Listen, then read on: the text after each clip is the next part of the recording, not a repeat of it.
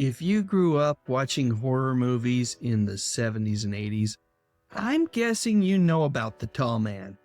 He's the cold walking nightmare at the center of Don Coscarelli's Phantasm movies. The one who could haunt your dreams with a single gravelly word. Boy. He was a truly great and terrifying movie villain. But the man who played him, Angus Scrimm, has a story that most people just don't know. That's what we're going to talk about today, the untold story of Angus Scrimm, the tall man from Phantasm. What was he like when he wasn't robbing graves on screen? You know what? I think you're going to be pretty darn surprised.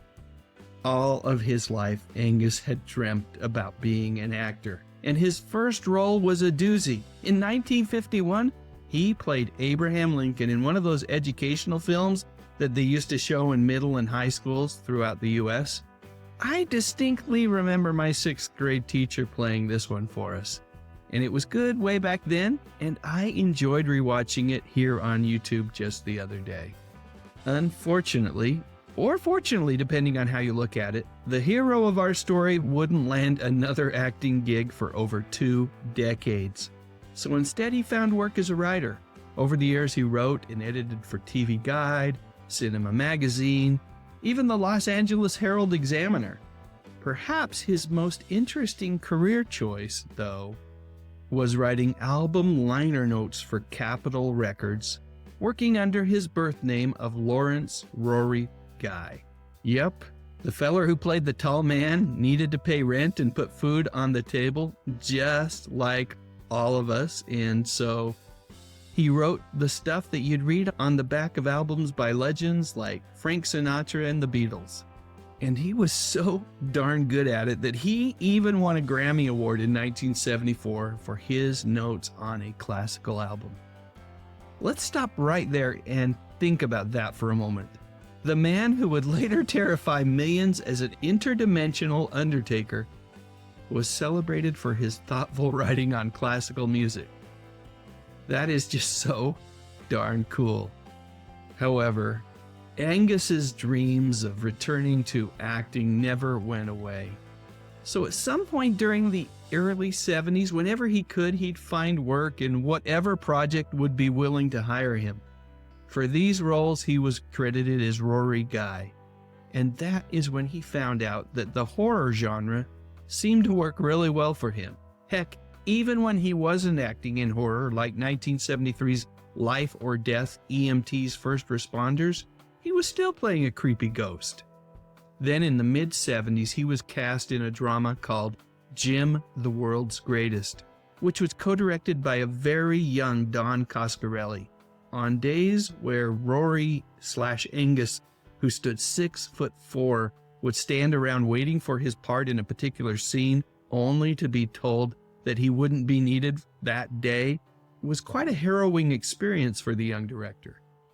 In fact, he hated telling him that because it was about an hour drive each way to the set, and upon hearing the news, he would just stare at Coscarelli, ultimately raising one eyebrow, which would send shivers down the young director's spine. These moments were not forgotten when he was making Phantasm. There was never a moment when Don Coscarelli didn't doubt who he should cast to be his main villain. Upon taking the job, Rory came up with a new name for himself. It had to be something that was fitting the type of roles that he seemed to be getting. And that, my friends, is when Angus Scrimm was truly born. Phantasm hit the theaters in 1979, and it was this wonderfully weird, surreal, dreamlike nightmare of a movie. And Angus Scrimm's performance was a big part of the movie's success. To make him look even more unsettling, they put him in suits that were a few sizes too small and had him wear platform shoes, making him look unnaturally tall and gaunt.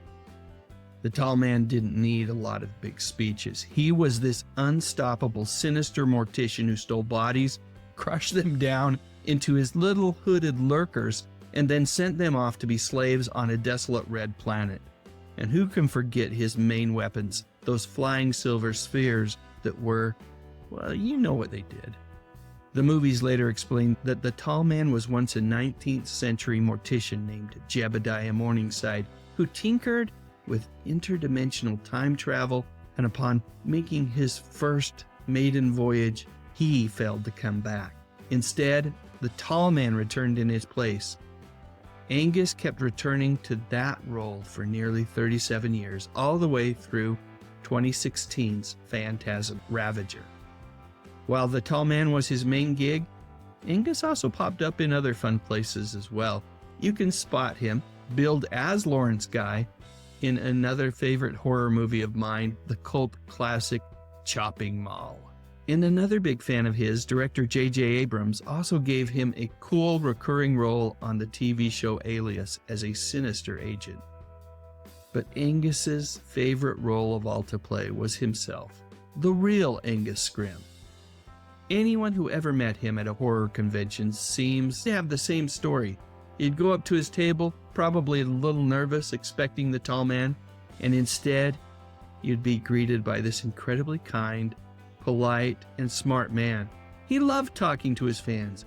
He was always polite and was described by his co-stars as a total gentleman.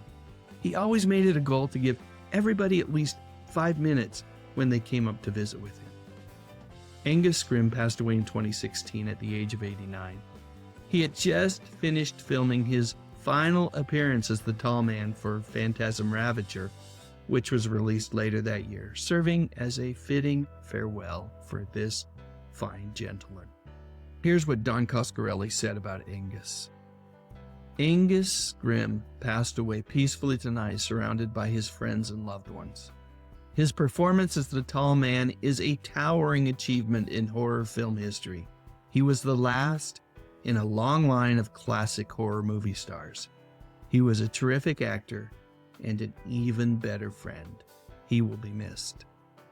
Angus Scrimm gave us one of the most memorable and frightening villains in horror movie history. Yep, no doubt about it. He knew how to keep folks up at night. And I have to believe that the man who was once Lawrence Rory Guy found the whole thing quite amusing, because truth be told, there wasn't a nicer feller out there.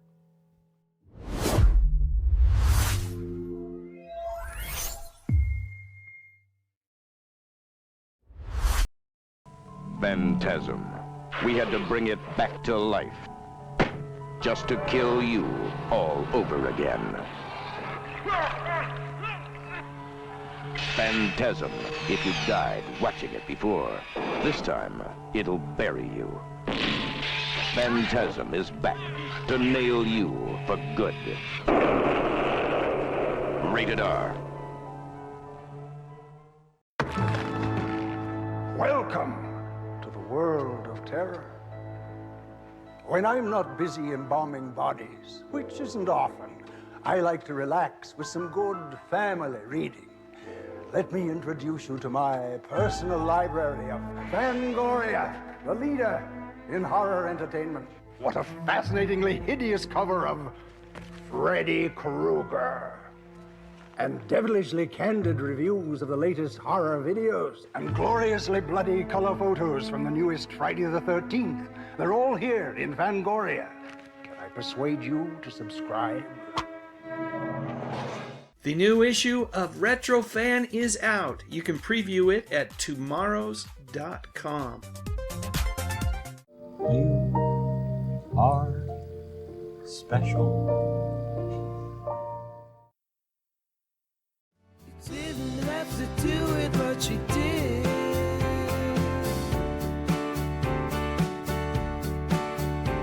So thank you very much for your support, for your support, for your support.